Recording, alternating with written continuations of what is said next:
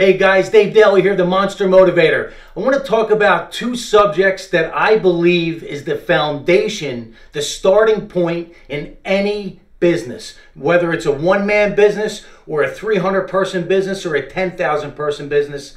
The two subjects that are vitally important is effective leadership along with understanding how to identify and break through your fear barriers for you and your team. And I want to touch on some of these points. First is leadership. And I always say leadership through motivation, inspiration, and perspiration. And the reason that I use those words, they're not just words. They really mean something. And they not only mean something, but they mean something in the category that they're in. So motivation is number one. You need something, and your team needs something to get you up in the morning and get your juices flowing, right? It needs to scare you and excite you at the same time. Second is inspiration. It needs to come from the inside. You need to identify with your team and yourself and your company, what is your why? It has to come from the inside. And last but not least, perspiration. Nothing happens without action. So when you tie all those together, now you have what I call the most powerful trifecta in business. And the reason that they're in that category is if you're taking the action without the other two, you're just going to be chasing your tail. So motivation, inspiration, and perspiration works every single time.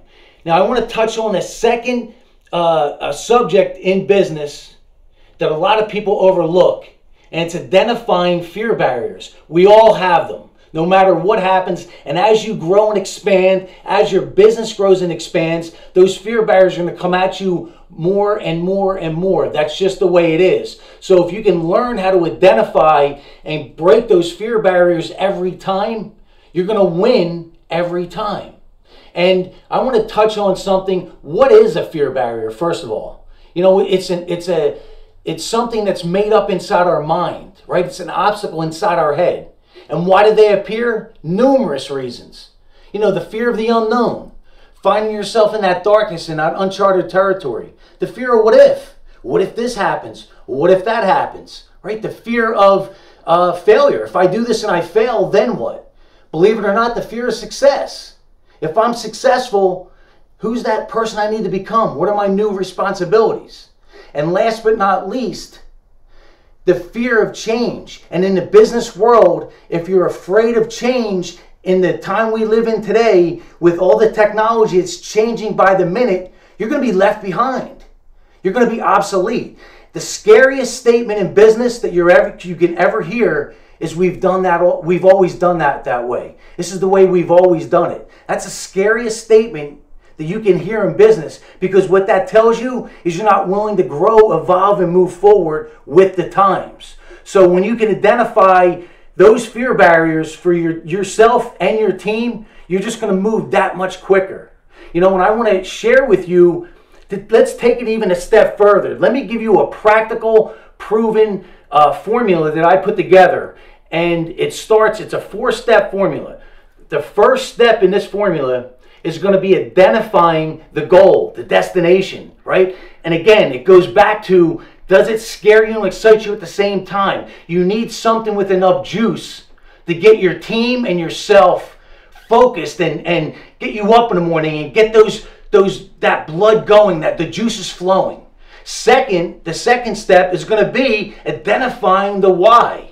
Why are you doing this? So your team understands why, so they can start to really identify with it. It makes such a big difference. Third step, the action. What's the action that you and your team are taking? Is it getting you closer or farther away? Fourth step, and this is a very, very powerful step, but so overlooked. It's, what are you telling yourself on a daily basis? What is your team telling themselves on a daily basis? And I work with organizations all the time on how to utilize self-talk, positive, powerful self-talk on a consistent basis. And like I said, it's a very overlooked step, but it's such a powerful step. Now, that brings us to the very last part of this formula, which leaves you with your self-image. See, your self-image becomes your reality, becomes your results. And if you're not happy with the reality, if you're not happy with the results, go back to the top. Reevaluate, right? What is the goal? Does it scare you and excite you at the same time? Identify that why for you and your team. Focus on that action. What are you doing? Are you getting closer or farther away? And what happens is when you take that consistent action, the people and the circumstances start to come in to make it unfold, to make it happen. Last but not least, what is that self-talk?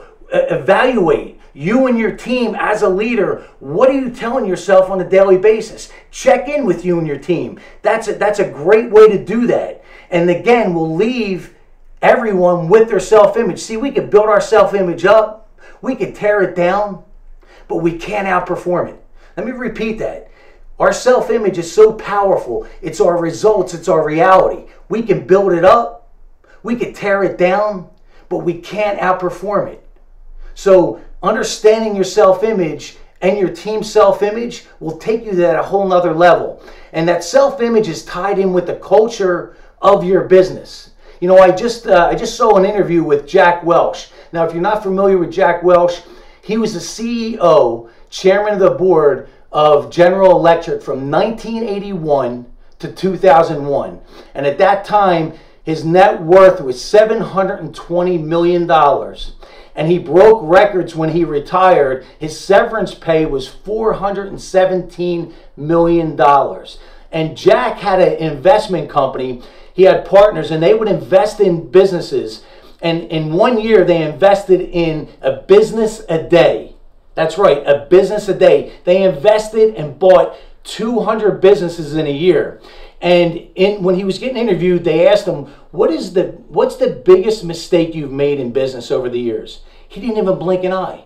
He said, when I look back, instead of evaluating everything based on numbers, on profit and margin sheets, he said, I should have based it first and foremost on culture, then the numbers. That's how important culture in your business is. The core culture will determine where you go for your business, just like you and your people's self-image determine how far you go or how far back you get left back. So don't overlook culture, don't overlook the self-image, and understand how powerful it is to be able to break through those fear barriers. Hey guys, thanks so much. We're going to see you in the next video.